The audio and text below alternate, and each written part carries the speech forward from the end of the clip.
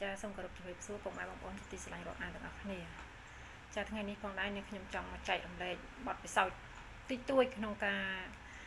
ធ្វើអត្តសញ្ញាណប័ណ្ណថ្មីនេះខ្ញុំផុតកំណត់អាចារ្យអញ្ចឹងនេះខ្ញុំទៅធ្វើថ្មីប៉ុន្តែអ្វីដែលនេះខ្ញុំចង់និយាយពីរបៀបទៅធ្វើសម្រាប់បងប្អូនដែលទៅមុនខ្ញុំឬក៏ចាប់លេខបានលេខ1លេខ2នេះខ្ញុំអត់ដឹងទេថាវាយ៉ាងម៉េចប៉ុន្តែសម្រាប់នាងខ្ញុំដែលចាប់លេខបាន175នេះខ្ញុំទៅម៉ោង9:20នាទីព្រឹកនេះខ្ញុំចាប់លេខបាន175ចា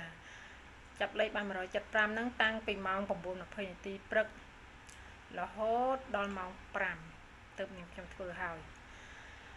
អញ្ចឹងអ្វីដែលនាងខ្ញុំចង់ប្រាប់បងប្អូនថាបើសិនជាបងប្អូនទៅធ្វើអត្តសញ្ញាណប័ណ្ណបងប្អូនមានកូនតូចអាយុ5-6ឆ្នាំឯងបងប្អូនបាច់ទៅទេបើសិនអាចផ្ញើគេបានឬក៏ឲ្យមានអ្នកផ្ទះមើលអញ្ចឹងបងប្អូនគួរតែទៅម្នាក់ឯងពេលព្រោះថ្ងៃទៅនឹងគឺមានក្មេងយំច្រើនមែនតើចាដោយសារធម្មតាតែយើងមនុស្សចាស់នៅតែធុញចុះសម្រមគាត់ក្មេងគាត់ចូលចិត្តលេងគាត់ចូលចិត្តអីពេលអញ្ចឹងធ្វើឲ្យគាត់ធុញទ្រាន់គាត់ងុយគេងផងគាត់ឃ្លានផងធ្វើឲ្យគាត់យំឡើងទៅហឹងពេញហ្នឹងហើយម្យ៉ាងទៀតឧទាហរណ៍បើសិនជាយើងគាត់ទឹកយើងជូនគាត់ទៅជូនអីមកវិញគឺកន្លែងយើងមានគេឈរហើយចឹងយើងនៅក្រោយគេដដែលចឹងវាពិបាកបើសិនជាបងប្អូនមានកូនតូចបងប្អូនបាច់យកកូនទៅគឺល្អបំផុតនឹងសម្រាប់បងប្អូនដែលមានកូនតូចហើយម្យ៉ាងទៀតការបំពេញពាក្យបងប្អូនអាចយកបិចទៅខ្លួនឯងបានបើសិនជាបងប្អូនដែលគាត់ភាគច្រើនគាត់ចេះអក្សរមែនអត់បងប្អូនយកបិចទៅខ្លួនឯងបំពេញខ្លួនឯងក៏បានដែរពីព្រោះពេលក្នុងគណៈពេលហ្នឹងមានមិនមែនមានតែយើងទេមានបងប្អូនយើងជាច្រើនដែលគាត់ទៅធ្វើអត្តសញ្ញាណប័ណ្ណដែរប៉ុន្តែជួនកាលអាបិចដែលគាត់ខាងបងខាងធ្វើអត្តសញ្ញាណប័ណ្ណគាត់រៀបចំហើយប៉ុន្តែគឺថាទី1កន្លែងវាចង្អៀតទី2មនុស្សច្រើនអញ្ចឹងទៅធ្វើឲ្យបិចហ្នឹងប្រើអត់គ្រាន់អញ្ចឹងបងប្អូនអាចយកបិចទៅបានខ្លួនឯងប៉ុន្តែអ្វីដែលគេហាមដែលគេអត់យកกระดาษដែលបំពេញឲ្យដែលអត់យកទី1គឺបងប្អូនប្រើប៊ិចខ្មៅចាអានឹងសំខាន់ដែរបងប្អូនប្រើប៊ិចខ្មៅគឺគេអត់យកទេហើយនឹងប៊ិចហ្វឺតមួយទៀតប៊ិចខ្មៅនិងប៊ិចហ្វឺតបងប្អូនហាមប្រើដាច់ខាតពេលដែលបងប្អូនទៅបំពេញពាក្យធ្វើអត្តសញ្ញាណប័ណ្ណថ្មីមិនថាធ្វើអត្តសញ្ញាណប័ណ្ណថ្មីឬក៏បងប្អូនទៅបដូរអត្តសញ្ញាណប័ណ្ណបន្តសុពលភាពអត្តសញ្ញាណប័ណ្ណនេះគឺអត់យកទេចាហើយម្យ៉ាងទៀតតកតងនឹងសក់បងប្អូនមិនថាបុរសមិនថាស្ត្រីទេបងប្អូនពេលដែលទៅធ្វើអត្តសញ្ញាណប័ណ្ណបងប្អូនគួរតែចងសក់ឲ្យផុតពីផ្ទៃមុខចាហើយបើសិនជាបងប្អូនប្រុសឥឡូវនេះភាគច្រើនគាត់ក្មេងៗប្រុសក្មេងៗគាត់ចូលចិត្តប្រើអាសក់គេហៅសក់កវ័តសក់កវីមិនចាបងប្អូនគួរតែវាធ្វើម៉េចធ្វើថ្ងៃហ្នឹងធ្វើម៉ូតសក់យ៉ាងម៉េចឲ្យផុតអញ្ចើមចាកុំឲ្យនៅមានបាំងចាមបាំងថ្ងាសរបស់យើងណាហើយមនុស្សស្រីដូចគ្នាពីព្រោះពេលដែលខ្ញុំទៅធ្វើហ្នឹងមានបងប្អូនស្រីខ្លះគាត់ធ្វើខ្លួនមកខ្ញងគាត់ទៅមានអាជើងសក់មូលតម្លាក់មកមុខនេះក៏គេអត់យកដែរគេឲ្យយើងវែកឲ្យយើងចងសក់ស្រួលធ្វើម៉េចឲ្យផ្ទៃមុខយើងមើលទៅចាឃើញផ្ទៃមុខយើងទាំងអស់តែម្ដងបងប្អូនអានឹងសម្រាប់រឿងម៉ូតសក់ហើយកញ្ចៅដៃបងប្អូនមិនមែនផ្ដិតតែមេដៃណាគ្រប់ម្រាមទាំងអស់ចាបើមានអីសម្រាប់ជូតกระดาษសើមគឺល្អបំផុតបងប្អូនពីព្រោះអាពេលផ្ដិតមេដៃតែមួយអាហ្នឹងគេប្រើថាម៉ារីនសម្រាប់ផ្ដិតមេដៃណាវាអត់អីទេប៉ុន្តែសម្រាប់ផ្ដិតមេដៃទាំងអស់នេះនាងខ្ញុំអត់ដឹងថាបើនេះសម្រាប់នាងខ្ញុំធំក្លិនណានាងខ្ញុំមានអារម្មណ៍ថាដូចជាលាយប្រេងបាតអញ្ចឹងហើយពេលដែលផ្ដិតហើយគឺវាមានអារម្មណ៍ថាវាប្រេងពេញហ្នឹងណាវាប្រេងពេញហ្នឹងវាអាចធ្វើឲ្យបងប្អូនប្រឡាក់ខោអាវប្រឡាក់អីទោះជាពួកគាត់មានកណាត់ជូតឲ្យយើងប៉ុន្តែជូតរាប់រយនាក់ហើយអញ្ចឹងបងប្អូនបើសិនជាអាចបងប្អូនយកกระดาษសើមមានកระดาษសើមបងប្អូនយកกระดาษសើមទៅពីព្រោះធ្វើឲ្យភ្លាមយើងជូតទៅវាអត់ប៉ះពាល់ទី1ក្លិនបើខ្ញុំធំក្លិនហ្នឹងឈឺក្បាលតែម្ដងទី1ក្លិនហ្នឹងទី2គឺវានៅជាប់នៅហ្នឹងបើយើងអត់ជូតទេវាអាចប្រឡាក់ខោអាវរបស់យើងចាពីព្រោះម្រាមដៃទាំង10គឺត្រូវផ្ដិតទាំង10ហើយអ្វីដែលជាពិសេសសម្រាប់បងប្អូនជាស្ត្រីនេះខ្ញុំចង់ជម្រាបជូនបងប្អូនថាបងប្អូនបើសិនជាថ្ងៃណាបងប្អូនត្រូវទៅធ្វើអត្តសញ្ញាណប័ណ្ណឲ្យបងប្អូនមកខែចាខ្ញុំសូមសំណូមពរបងប្អូនជាស្ត្រីមិនបាច់ទៅទេចាបងប្អូនជ្រើសថ្ងៃណាឬក៏ទៅថ្ងៃណាដែលបងប្អូនកុំមកថ្ងៃខែចាហើយខ្ញុំជម្រាបជូននេះវាមិនមែនជាពាក្យអីអាក្រក់ទេគ្រាន់តែខ្ញុំចង់ជម្រាបជូនបងប្អូនថាវាពិបាកចាវាពិបាក សម្រាប់ស្ត្រីគ្រប់រូបដែលទៅធ្វើអត្តសញ្ញាណប័ណ្ណបើសិនជាបងប្អូនទៅភ្លាមបានភ្លាមវាអត់អីទេមានបងប្អូនខ្លះគាត់ចាប់លេខបានមុនទេតែសម្រាប់ខ្ញុំ175នេះគឺមួយថ្ងៃវល់ល្ងាចតែម្ដងចំណាយពេលនៅជាមួយកន្លែងធ្វើអត្តសញ្ញាណប័ណ្ណហ្នឹងមួយថ្ងៃវល់ល្ងាចគាត់ថាម៉ោងមិនដល់កន្លះពី10ហ្នឹងគេឲ្យយើងទៅញ៉ាំអីដល់រហូតដល់ម៉ោង1កន្លះបានមកឲ្យតម្រង់ជួរបងប្អូនតម្រង់ជួរគ្នារាប់រយនាក់ហើយបងប្អូនណាពេលដែលយើងភ្ជាប់បំពេញទៀបបំពេញអីហើយចូលទៅអង្គុយហ្នឹងបងប្អូនគឺអង្គុយឆ្មៀតគ្នាតែម្ដងអង្គុយដូចថាមានកៅអីប៉ុន្តែចង់និយាយថាអង្គុយបដិញអ្នកមុខឡើងមួយចឹងយើងត្រូវកលគូតខោសឹកអាចសឹកគូតខោអានេះអ្វីដែលខ្ញុំជម្រាបជូនហើយអ្វីដែលពិសេសហ្មងសម្រាប់មនុស្សស្រីបើសិនជាមកខែបងប្អូនកុំទៅចាកុំទៅឲ្យសោះអានេះគ្រាន់តែថាការយល់ឃើញរបស់អ្នកខ្ញុំទេចាហើយប្រយ៉ាងវិញទៀតតាក់ទងនឹងរឿងក្លិនណាបងប្អូនមិនថាក្លិនមាត់មិនថាក្លិនខ្លួនបងប្អូនពេលទៅធ្វើអត្តសញ្ញាណប័ណ្ណមិនថាទៅធ្វើអត្តសញ្ញាណប័ណ្ណទេពេលយើងចូលចំណោមទៅណាក៏ដោយបងប្អូនត្រូវសម្អាតខ្លួនឯងឲ្យបានស្អាតបាតអារឿងតាក់ទងនឹងរឿងក្លិនមាត់ក្លិនក្លៀកអីហ្នឹងបងប្អូនក្លិនខ្លួនអីហ្នឹងបងប្អូនណាបងប្អូនសម្អាតខ្លួនឯងឲ្យស្អាតពីព្រោះទៅនេះមនុស្សរាប់រយនាក់ក្លិនអ្វីក៏ជួបបងប្អូនក្លិនអ្វីក៏ជួបក្លិនទឹកអប់ក៏ជួបក្លិនក្លៀកក្លិនខ្លួនអីក៏ជួបអញ្ចឹងបងប្អូនពេលទៅនឹងបងប្អូនគួរតែសម្អាតខ្លួនឲ្យបានស្អាតបានហើយបងប្អូនណាដែលដឹងថាខ្លួនឯងធំក្លិនក្លៀកអញ្ចឹងបងប្អូនគួរតែលាប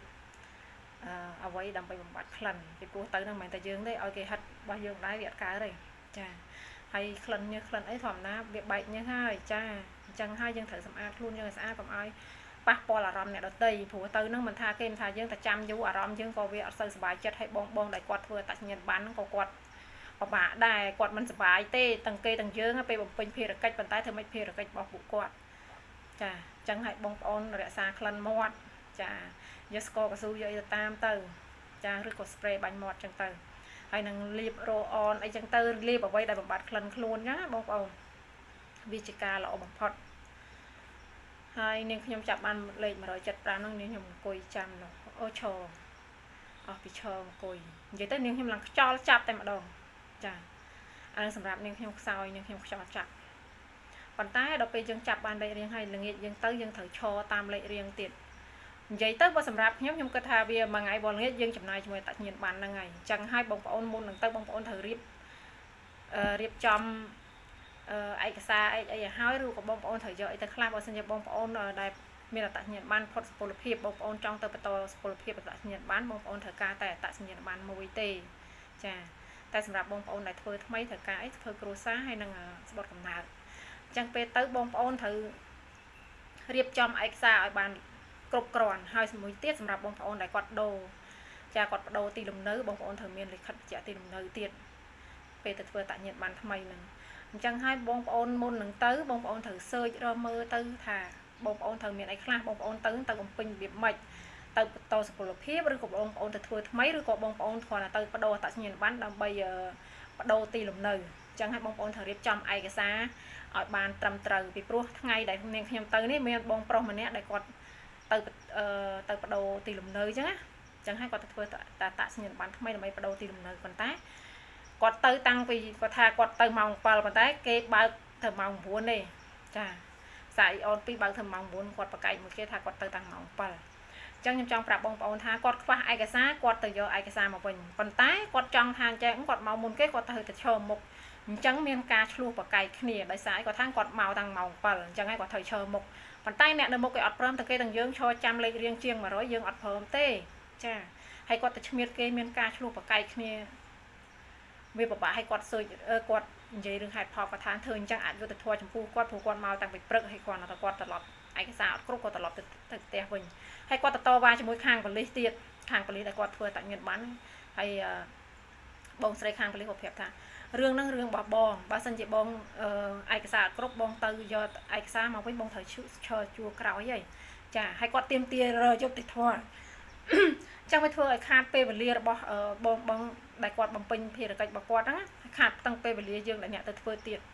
អញ្ចឹងឲ្យបងប្អូនមុននឹងទៅបងប្អូនត្រូវស៊ើបសួរឲ្យបានច្បាស់ថាបងប្អូនទៅធ្វើអីគេដូរទីលំនៅឬក៏ធ្វើអត្តសញ្ញាណប័ណ្ណថ្មីឬក៏ទៅបន្តសុពលភាពអញ្ចឹងត្រូវមានឯកសារអីខ្លះអញ្ចឹងពេលមុននឹងបងប្អូនទៅបងប្អូនត្រូវយកឲ្យគ្រប់គ្រាន់ទី1ឯកសារគ្រប់គ្រាន់ទី2 រក្សាអនាម័យក្លិនមាត់ក្លិនខ្លួនហ្នឹងចារក្សាឲ្យបានផងចាហើយបងប្អូនដែលមិនសូវស្រួលខ្លួននាងខ្ញុំថាបាច់ទៅចង់ខ្យល់ចង់អីឬក៏សុខភាពកំពុងតែខ្សោយបងប្អូនបាច់ទៅឯងហើយម្យ៉ាងទៀតបើសិនជាពិសេសស្ត្រីបើសិនជាគាត់មកថ្ងៃខែបងប្អូនកុំទៅឲ្យសោះព្រោះវាលំបាកខ្លាំងដោយសារអីដោយសារការតម្រង់ជួរឈរយូរហើយចាហើយនឹងពេលដែលអាចុងបញ្ចប់ដែលយើងត្រូវថតយើងតម្រង់យើងអង្គុយតម្រង់ជួរតម្រៀបជួរគ្នាយើងបានអង្គុយម្ដងហើយយើងតម្រៀបជួរគ្នាប៉ុន្តែយើងត្រូវអង្គិលពីមួយកៅអីមួយទៅកៅអីមួយដើម្បីវិលជុំដល់លេខរៀងរបស់យើងអញ្ចឹងវាលំបាកសម្រាប់បងប្អូនស្ត្រីដែលមកខែកុំទៅចាគួរជ្រើសរើសថ្ងៃផ្សេងវិញណាចាប៉ុន្តែសម្រាប់បងប្អូនដែលគាត់គេផ្ដល់លទ្ធភាពឲ្យចូលទៅមុនណាទី1តើតើនឹងស្ត្រីមានផ្ទៃពោះចាទី2បើសិនជាបងប្អូនអត់មានអ្នកមើលកូនតូច3នឹងដៃអីក៏អញ្ចឹងអីទៅអាហ្នឹងគេឲ្យយើងចូលមុនដែរប៉ុន្តែទោះជាចូលមុនយ៉ាងណាក៏ត្រូវចំណាយពេលរាប់ម៉ោងដែរអាហ្នឹងខ្ញុំជម្រាបជូនអញ្ចឹងពីព្រោះវាមានដំណាក់កាលចាមានដំណាក់កាលដែលត្រូវធ្វើអញ្ចឹងបងប្អូនហើយមួយយ៉ាងទៀតចាស់ជរាក៏បានចូលមុនដែរជនពិការស្ត្រីមានផ្ទៃពោះចាស់ជរានិងស្ត្រីកូនខ្ចីកូនតូចអីចឹងណាចាប៉ុន្តែបើសិនជាបងប្អូនកូនលែងអឹមដោះហើយបងប្អូនអាចទុកនៅផ្ទះបានគួរតែកុំយកកូនទៅអាណិតកូនចាកុំយកកូនទៅចាហើយម្យ៉ាងទៀតវាអាចបង្កបញ្ហាការដូចថាភាពញ៉ៃញ៉ៃនឹងថ្លង់ដល់បងប្អូនដែលគាត់ទៅធ្វើអត្តញ្ញាណបានហើយវាប៉ះពាល់ទៅដល់បងប្អូនបងដែលគាត់ធ្វើបំពេញភារកិច្ចរបស់គាត់ចឹងណាចឹងគួរតែកុំយកទៅចា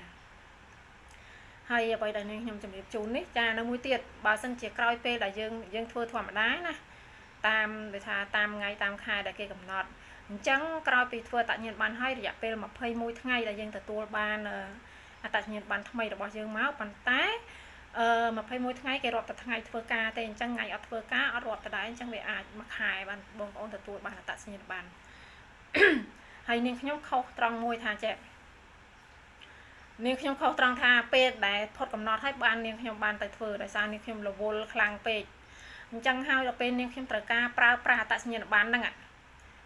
វេលុយមកពីស្រុកក្រៅនាងខ្ញុំទទួលលុយអត់បានដោយសារអីអត្តសញ្ញាណបានផុតកំណត់អញ្ចឹងត្រូវទៅធ្វើដើម្បីបន្តបលឿនត្រូវអស់លុយចាហើយបងប្អូនដែលត្រូវនិយាយទៅកង់ធនាគារក៏មានមានបញ្ហាវាលូតលឿងមកហើយម្យ៉ាងទៀតលុយតាម YouTube របស់ខ្ញុំក៏នាងខ្ញុំបើកអត់បានដោយសារតែអត្តសញ្ញាណប័ណ្ណរបស់នាងខ្ញុំអញ្ចឹងហើយខ្ញុំជម្រាបជូនបងប្អូនថាបងប្អូនដែលមិនតាន់ចាមិនតាន់ផុតកំណត់បងប្អូនគួរតែទៅធ្វើទុកឲ្យហើយដូចនាងខ្ញុំគឺនាងខ្ញុំកុនខ្លាំងតែម្ដងនាងខ្ញុំត្រូវទទួលបានលុយអាំងប៉ាវមកពីស្រុកក្រៅប្រទេស